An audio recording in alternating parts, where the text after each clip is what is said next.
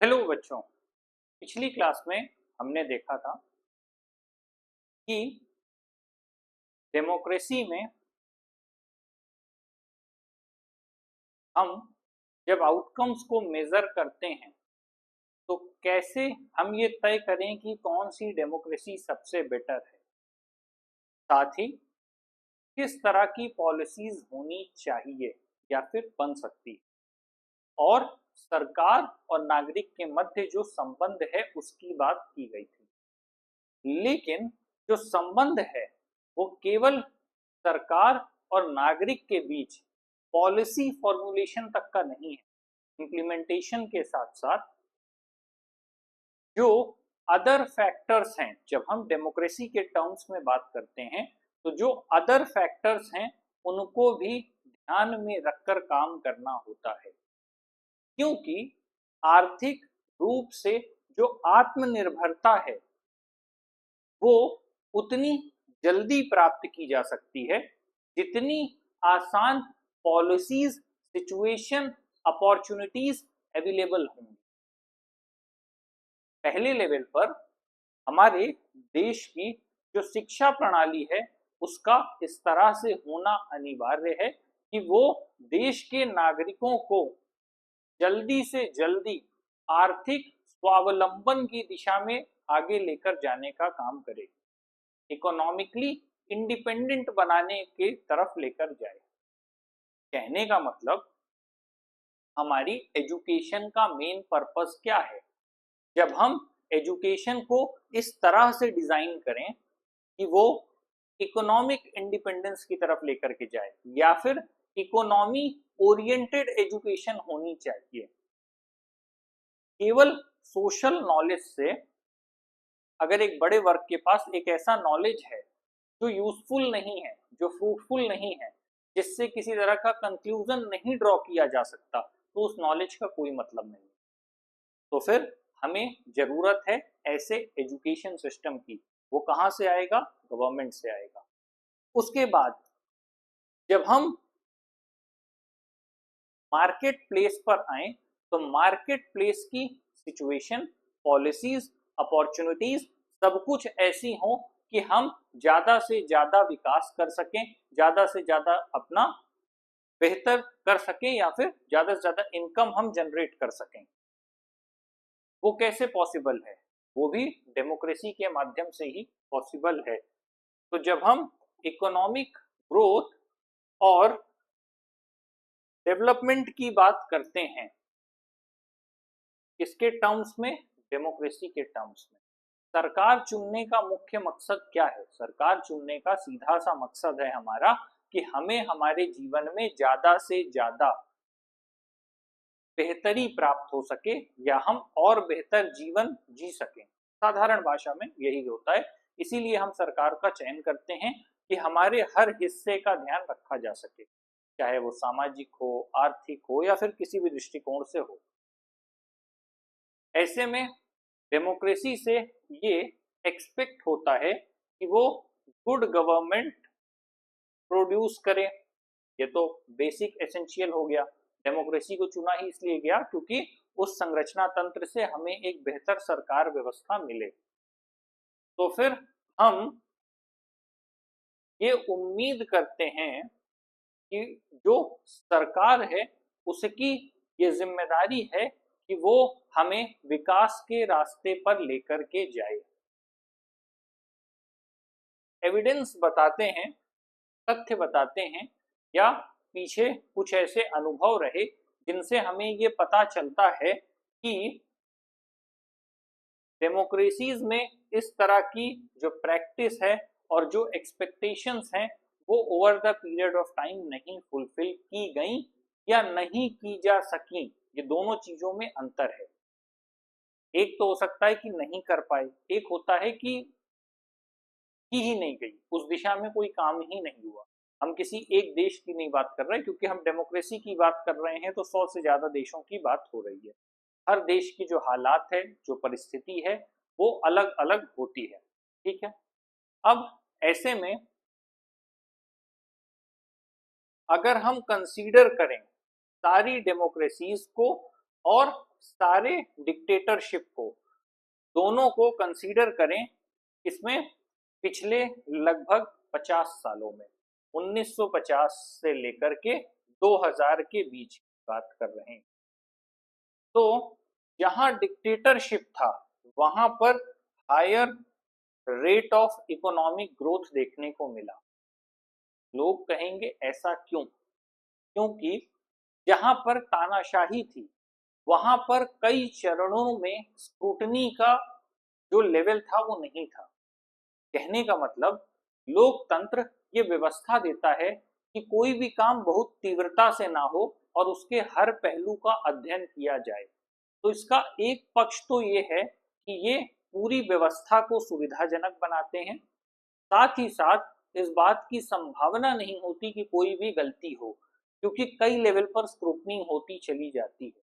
लेकिन जो दूसरा सबसे इसका बुरा पहलू है वो ये है कि जब कई लेवल पर किसी चीज को रोका जाता है तो अल्टीमेटली एक लेवल ऐसा आता है जहां पर काम को रोक दिया जाता है, काम में गतिरोध पैदा किया जाता है, काम में समस्याएं पैदा की जाती हैं।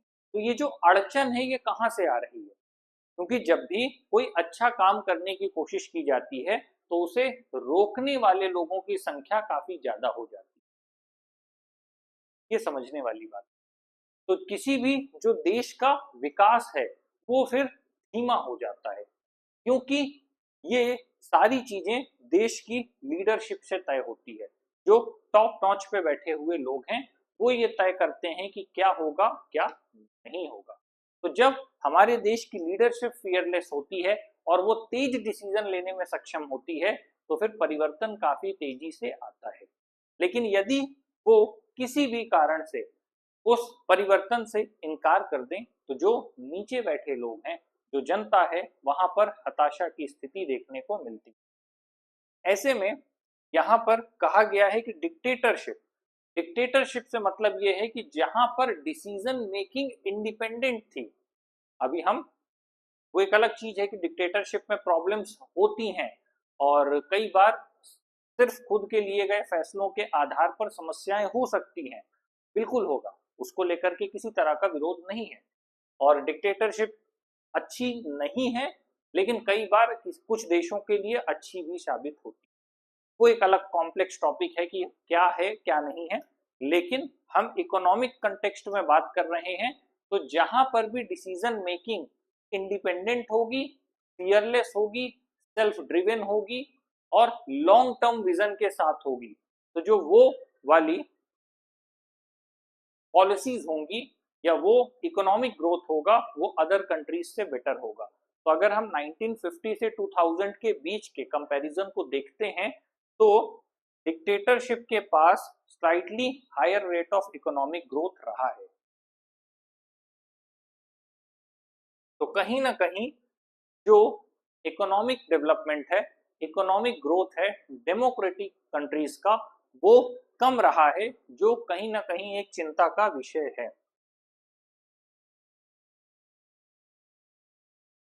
पर केवल ये कोई रीजन नहीं हो सकता किसी भी डेमोक्रेसी को रिजेक्ट करने का, क्योंकि परिवर्तन का जो दर है, परिवर्तन की जो दर है वो काफी कम है। तो इसीलिए हम डेमोक्रेसी को रिजेक्ट कर दें ये कोई रीजन नहीं हो सकता। क्योंकि आपने इकोनॉमिक्स के टर्म्स में पढ़ा होगा कि जो इकोनॉमिक डेवलपमेंट है वो कई फैक्टर्स पे डिपेंड करता है, वो केवल एक ही फैक्टर से संचालित नहीं होता, मल्टीपल फैक्टर्स काम करते हैं। जब किसी एक देश की अर्थव्यवस्था का ध्यान रखा जाता है या उसकी संरचना को देखा जाता है तो ये ध्यान देना होता है कि वहाँ की सोशल कंडीशंस क्या है, वहाँ का डेमोग्राफिक ट्रांजिशन क्या है, वहाँ का कल्चरल एस्पेक्ट्स क्या है, वहाँ पर अवेलेबल रिसोर्सेस क्या है, वहाँ पर किसी भी चीज के प्रोडक्शन के लिए रिसोर्सेस पर डिपेंडेंसी किस पे है। इन सारी चीजों को कैलकुलेट करने के बाद ही किसी देश की इकोनॉमिक ग्रोथ पॉसिबल हो पाती है। तो जब हम इस कंटेक्स्ट में बात करते हैं तो हम कहते हैं कि साइज, कंट्री की पॉपुलेशन से मतलब है संख्या के साथ साथ आपके पास डेमोग्राफिक ट्रांजिशन में कार्य करने योग्य जनसंख्या कितनी है। उससे भी ज्यादा बड़ा सवाल है कि आपके पास योग्य और सक्षम जनसंख्या कितनी है। तो फिर वही सवाल आता है कि हमें योग्यता और सक्षमता के संरक्षण और संवर्धन पर भी ध्यान देना होगा। जैसे हम हमेशा माइक्रो से मैक्रो देखते हैं कि यदि एक घर में जितने ज्यादा कमाने वाले लोग हैं वो घर उतना अच्छे से चलेगा इन टर्म्स ऑफ फाइनेंस। तो ठीक वही सिचुएशन एक देश में होती है कि जितने ज्यादा कमाने वाले लोग होंगे उतनी ज्यादा फाइनेंशियल कंडीशन बेटर होगी किसी भी नेशन की। जितनी ज्यादा डिपेंडेंट पॉपुलेशन कम होगी उतना इकोनॉमी पर ओवरलोड कम आएगा। तो ये सारी कंडीशंस होती हैं। ये कब होगा? जब डेमोग्राफी ट्रांजिशन के कंटेक्स्ट में हर एक चीज को बहुत डीप में जाकर के एनालाइज किया जाएगा, उसके अकॉर्डिंग कुछ चेंजेस लेकर के आएंगे, तब पॉसिबल है कि कोई भी पॉजिटिव आउटकम होगा। ग्लोबल सिचुएशन, इकोनॉमी हमेशा इंडिपेंडेंट नहीं होती। जैसा कि मैंने अभी कहा कि कुछ रिसोर्सेज जो हम बाहर से लेते हैं, जिन भी रिसोर्सेज के लिए हमारी डिपेंडेंस की सिचुएशन है, वहां पर प्रॉब्लम होने के चांसेस हैं। दो कंडीशन में, किसी तरह की वॉर या कॉन्फ्लिक्ट हो, किसी तरह का तनाव की स्थिति हो, तो वहां पर भी कहीं ना कहीं बैरिकेडिंग होती है। दूसरा, कोई स्पेसिफिक रिसोर्स की मात्रा कम हो तो अल्टीमेटली वो महंगा होता चला जाता है। जरूरी नहीं कि ग्लोबल कंटेक्स्ट में हमारा ही डायरेक्ट किसी से कॉन्फ्लिक्ट हो या डिस्प्यूट हो, बल्कि कई बार दो देशों में दूर कहीं बैठे कॉन्फ्लिक्ट की सिचुएशन जनरेट होती है और उसका असर सीधे सीधे ग्लोबल लेवल पर पड़ता है। वर्तमान में जैसे एनर्जी रिसोर्सेस को लेकर के लगातार बातचीत चल रही है, तो एनर्जी रिसोर्सेस को लेकर के क्यों बात चलती है? क्योंकि अभी तक जो पेट्रोलियम है उसका कोई भी प्रॉपर अल्टरनेट नहीं मिल पाया है। अगर हम फ्यूल के कंटेक्स्ट में ही बात कर रहे हैं तो पेट्रोल डीजल गाड़ियां हैं, लगातार उसमें चेंजेस हो रहे हैं। इलेक्ट्रॉनिक व्हीकल्स हैं मार्केट में, धीरे धीरे लोग उसकी तरफ जा रहे हैं, लेकिन अभी भी मेजॉरिटी सेक्शन जो भी फ्यूल पर डिपेंड है, पेट्रोलियम पर डिपेंड है, उसका अभी तक अल्टरनेट नहीं आया। प्रॉब्लम ये है क्योंकि अभी ऐसी टेक्नोलॉजी डेवलप नहीं हो पाई जिस टेक्नोलॉजी की वजह से हम किसी एक एनर्जी सोर्स को पूरी तरह बाइफरकेट कर पाने में पॉसिबिलिटी रखते हो। उस एनर्जी सोर्स का एक हम सब्स्टिट्यूट नहीं ला पा रहे हैं कि हम उसे पूरी तरह चेंज नहीं कर पा रहे, पूरी तरह कन्वर्ट नहीं कर पा रहे, उसका हम कोई एक कुछ हिस्सा लेकर के आ पा रहे हैं, उसे पूरी तरह हटा करके रिप्लेस नहीं कर पा रहे। ये प्रॉब्लम देखने को मिल रही है। तो ग्लोबल सिचुएशन डायरेक्टली किसी भी देश की इकोनॉमी को इंपैक्ट करने का काम करती है। Cooperation from other countries, same वही बात है कि अगर सिचुएशन ग्लोबल लेवल पर बिगड़ती है तो उसका जो असर है वो लोकल लेवल पर देखने को मिलता है।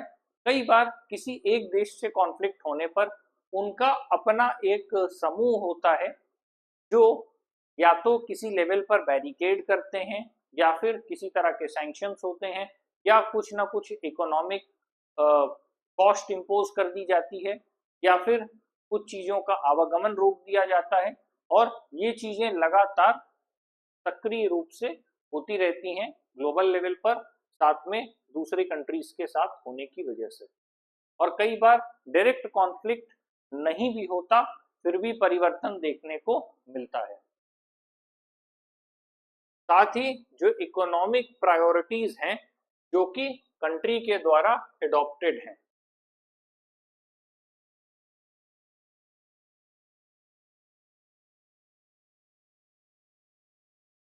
क्योंकि जब भी इकोनॉमिक रिसोर्सेज की बात है, एक तो ये उन रिसोर्सेज की बात हो रही है जिस पर कोई भी नेशन डिपेंड है, लेकिन वो रिसोर्सेज जो अपने पास पहले से हैं उसमें भी कुछ चीजों को लेकर के प्रायोरिटी होती है कि कौन सा रिसोर्स कहाँ पर एलोकेट होगा। उस एलोकेशन के हिसाब से ही चीजों को इस्तेमाल किया जाता है।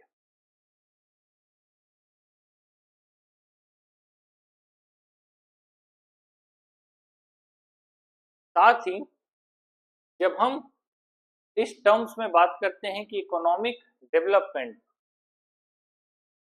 तो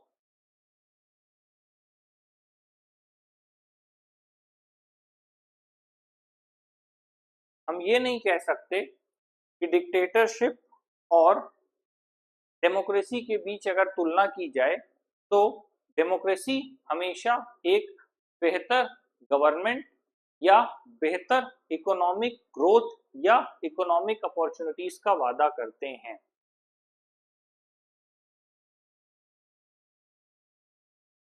लेकिन ओवरऑल कंटेक्स्ट में हम ये कह सकते हैं कि जो डेमोक्रेसी है वो बेहतर स्थिति में है।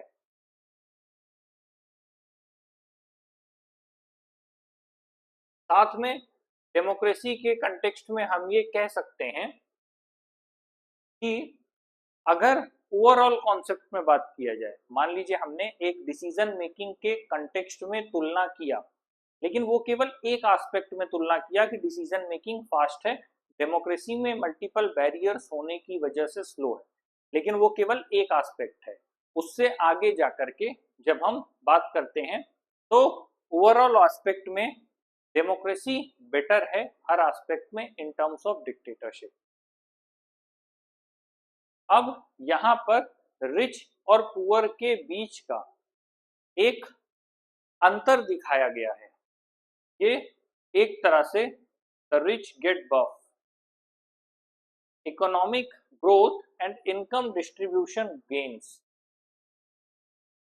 जो अपर पोर्शन है, जो रिच क्लास है, उसके बाद जो मिडिल क्लास है और उसके बाद जो पुअर क्लास है।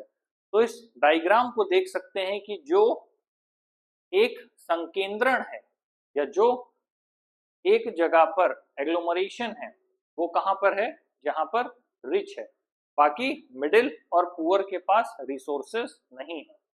अब सवाल ये उठता है कि जो ये रिसोर्स का डिस्ट्रीब्यूशन है, कहीं ना कहीं गवर्नमेंट के पास भी चैलेंज होता है कि वो कैसे इसको एक इक्वल डिस्ट्रीब्यूशन में बदलेंगे। अगेन वही बात आती है, इक्वल अपॉर्चुनिटीज ही नहीं मिल पाती। एक गरीब के बच्चे के पास जो शिक्षा की व्यवस्था है और एक अमीर के पास जो शिक्षा की व्यवस्था है उसमें डिफरेंस है, वो कैसे भरेगा, आज सबसे बड़ा सवाल ये है। फिर भी वर्तमान में डिजिटल मीडिया आने से, डिजिटल टेक्नोलॉजी आने से, एडटेक के आने से बहुत से टीचर्स अभी भी ग्रामीण क्षेत्र तक पहुंच रहे हैं और बहुत सी ऐसी कंपनीज हैं जो ग्रामीण क्षेत्र के स्कूलों को अप्रोच कर रही हैं। ये सही बात है, लेकिन यहाँ बैठे बच्चे के पास इंग्लिश मीडियम एजुकेशन है और यहाँ बैठे बच्चे को अवेलेबिलिटी ही नहीं है एजुकेशन की। और एक बड़ा सवाल है, एजुकेशन को अगर ऑक्यूपेशन से कनेक्ट नहीं किया जाएगा, ये जो एक गैप क्रिएट हो रहा है कि एजुकेशन तो ले ली, ऑक्यूपेशन का पता नहीं, तो जो ये गैप है, इतनी दूरी आ रही है, ये गैप आपस में कंप्लीट होना चाहिए, एक ब्रिज बनना चाहिए। जब एजुकेशन हमारी इकोनॉमी ओरिएंटेड होने लगेगी तो अल्टीमेटली जो नेशन का ग्रोथ है, जो विजन है, जो 2047 तक का एक विजन बनाया गया है, वहां तक जाने के लिए एक रास्ता अपने आप खुलेगा। और ये काम एक स्लो या ग्रेजुअल प्रोसेस में होता है, एक दिन में नहीं होगा। तो एक सबसे बड़ा जो क्वेश्चन है रिसोर्स के डिस्ट्रीब्यूशन का, किसी भी देश में जो पहला बदलाव है वो शिक्षा व्यवस्था से आता है। कोई भी एक व्यक्ति अकेला चना भार नहीं फोड़ सकता, कोई एक अकेला व्यक्ति कुछ भी नहीं कर सकता, चाहे वो मैं हूं, कोई भी हो। मतलब जब तक सोशल लेवल पर, जब तक कलेक्टिव लेवल पर चेंज नहीं आएगा, इंडिविजुअल लेवल पर चेंज नहीं लाया जा सकता। कलेक्टिव चेंज की जरूरत है कि जब सब लोग साथ मिलके काम करें, जब लोग इंक्लूसिविटी में आए, जब लोग समावेशिता में आए, तब ये संभावना है कि एक साथ मिलकर किसी परिवर्तन की ओर जाया जा सकता है। तो सवाल फिर से वही है कि ये जो डिस्ट्रीब्यूशन है वो कैसे इक्वल लेवल पर आ सकता है, साथ ही जो गरीब लोग हैं उनकी आवाज को और बेहतर कैसे बनाया जा सकता है। क्योंकि अगर गरीब चाहे भी तो वो अपनी आवाज उठाने की स्थिति में ही नहीं है, ना उसके पास रिसोर्सेज हैं, ना अपॉर्चुनिटीज है, ना एजुकेशन है, तो आप आवाज उठाएंगे भी कैसे। इससे पहले वाली लेक्चर में मैंने यही डिस्कस किया था कि जब नागरिकों और सरकार के मध्य स्वस्थ संबंध होगा तभी हम एक बेहतर समाज की, एक बेहतर राष्ट्र की संकल्पना को लेकर के आगे जा सकते हैं। ऐसे में जब हम कंट्रीज के कंटेक्स्ट में बात करते हैं, अभी तो हमने एक नेशन के अंदर जो वेल्थ है उसके डिस्ट्रीब्यूशन को लेकर के बात की थी। अब हम वर्ल्ड के कंटेक्स्ट में, पूरा जो वर्ल्ड है उस वर्ल्ड के कंटेक्स्ट में, डिफरेंट नेशंस के कंटेक्स्ट में बात करेंगे। तब हम ये देखेंगे कि जो रिच कंट्रीज हैं उनके जो भी अपने वेज रहे हैं, ऑलमोस्ट गलत तरीके भी रहे हैं, तो अगर अमेरिका जैसी कंट्री सुपर रिच हो गई तो कैसे हो गई, क्या रीजंस थे, उनके पास क्या बेटर वेज थे, एज अ नेशन उन्होंने क्या बेटर किया जो दूसरे देश नहीं कर पाए। तो जब हम कंट्रीज के कंटेक्स्ट में बात करते हैं तो rich country, middle income country और पुअर कंट्री है। तो ऐसे में उनके पास क्या ऐसे रिसोर्सेस थे, उन्होंने क्या टेक्निक ऑप्ट की, उनकी क्या पॉलिसीज थी जिन चीजों ने उनको एक बेटर नेशन बनाने का काम किया।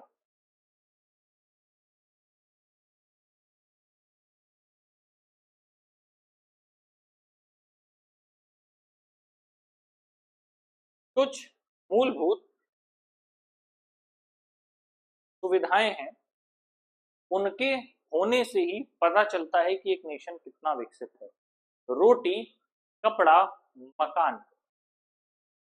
देश में सबसे पहले रोटी के लिए उज्ज्वला जैसी स्कीम्स आई थी, पहले भी और अभी भी संचालित हो रही हैं। मकान के लिए जब हम बात करते हैं तो प्रधानमंत्री आवास योजना स्कीम चल रही है, लेकिन कहीं ना कहीं उन सारी स्कीम्स के बावजूद भी पहला, लोगों के पास उतनी जागरूकता नहीं है। दूसरा, कई बार लाभार्थियों को पता ही नहीं होता कि वो उसके लिए एलिजिबल हैं। तीसरा, जब हम बात करते हैं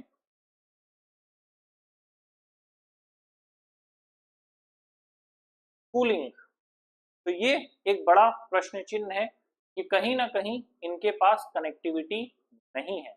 ग्रामीण क्षेत्र को भी यदि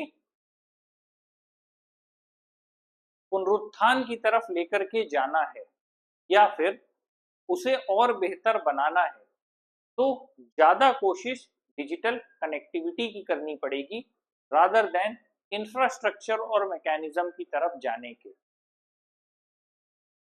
क्योंकि अब कहीं ना कहीं डिजिटल कनेक्टिविटी ये चीजें ऑफर करती हैं कि जो सुविधा नगरीय क्षेत्र में थी वो सुविधा ग्रामीण क्षेत्र में शिक्षा के स्तर पर दी जा सकती है, बाकी स्तर पर नहीं। ग्रामीण और नगरीय क्षेत्र में अंतर तो रहेगा ही। तो ये कुछ बेसिक नेसेसिटीज हैं जो फुलफिल होनी चाहिए। तो जब हम इकोनॉमिक आउटकम्स की बात करते हैं डेमोक्रेसी के कंटेक्स्ट में,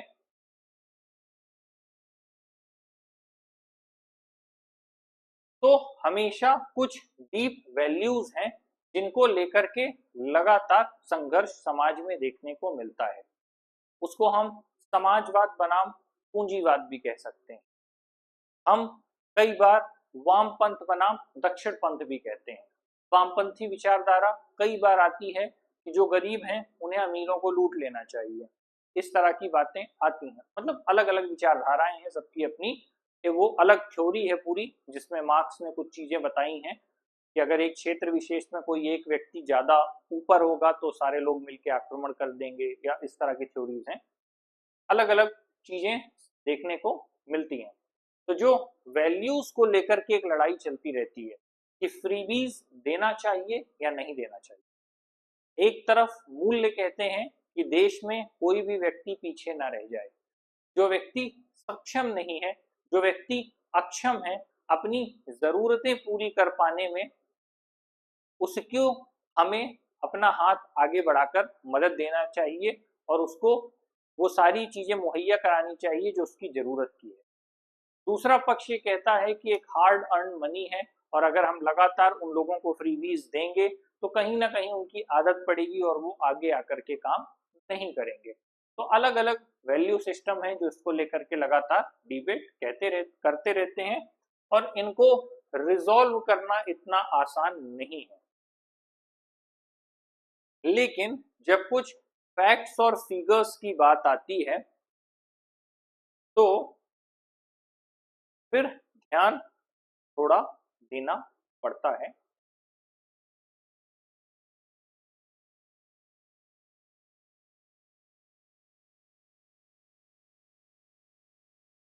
जैसे जहां पर डिक्टेटरशिप थी वहां एक बेटर अपॉर्चुनिटीज और बेटर डिसीजन मेकिंग और बेटर इकोनॉमिक ग्रोथ देखने को मिला।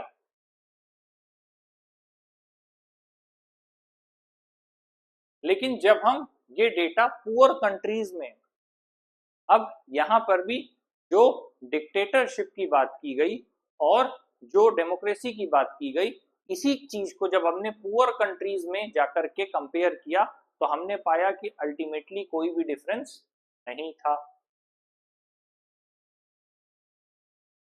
साथ ही कई बार हमें देखने को मिलता है कि जो अलग अलग डेमोक्रेसीज हैं, क्योंकि हम 100 से ज्यादा देशों की बात कर रहे हैं, तो अलग अलग डेमोक्रेसीज में बहुत ज्यादा इनइक्वालिटी देखने को मिलती है।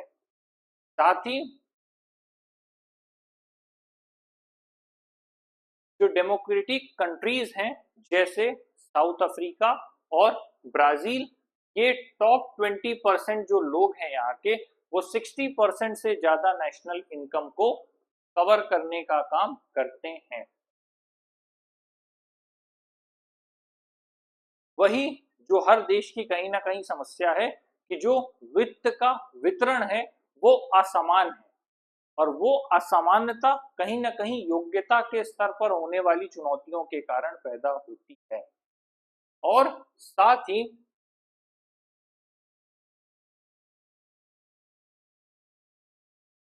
अलग अलग रेजीम की 1950 से 2000 के बीच में ग्रोथ रेट को मेंशन किया गया है।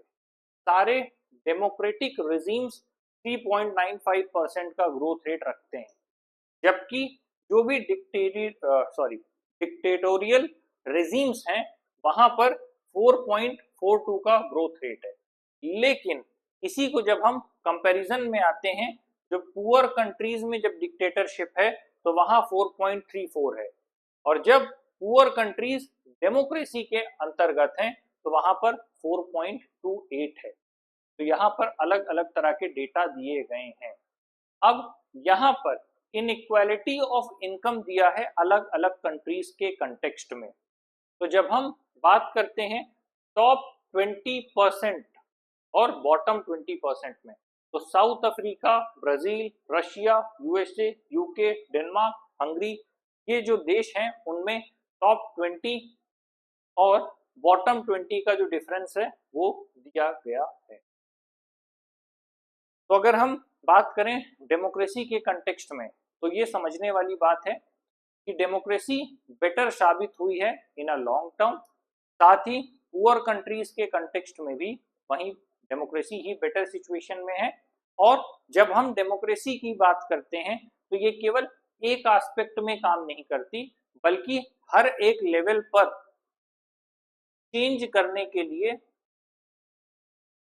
या हर एक लेवल के ग्रोथ की बात करती है। वो पॉलिटिकल स्ट्रक्चर हो सकता है, वो इकोनॉमिक ग्रोथ हो सकता है, वो सोशल स्ट्रक्चर हो सकता है, वो कल्चरल हो सकता है, वो पॉलिसी के लेवल पर चेंजेस हो सकता है, वो ग्लोबल लेवल पर चेंजेस हो सकता है, वो ट्रांसपोर्टेशन में हो सकता है, कॉमर्स में हो सकता है, बिजनेस में हो सकता है, एग्रीकल्चर में हो सकता है। तो जब भी हम डेमोक्रेसी की बात कर रहे हैं तो वो हर एक एस्पेक्ट में चेंज के लिए इंपॉर्टेंट होता है, साथ ही अपनी महत्वपूर्ण भूमिका हर क्षेत्र में निभाता है। तो अल्टीमेटली कहीं ना कहीं जो इनकम इनइक्वालिटी है, जो डिस्ट्रीब्यूशन को लेकर के, उसे कम करने की जो वेज हैं, जो तरीके हैं, जो मेजर्स हैं, उनकी तरफ डेमोक्रेसी को कहीं ना कहीं ध्यान देना पड़ेगा और साथ ही उन परिवर्तनों की तरफ बढ़ना पड़ेगा जो लोकतंत्र के ढांचे में रहते हुए पहले उपलब्ध नहीं थी, लेकिन आगे आने वाले समय में वो उपलब्ध होंगी।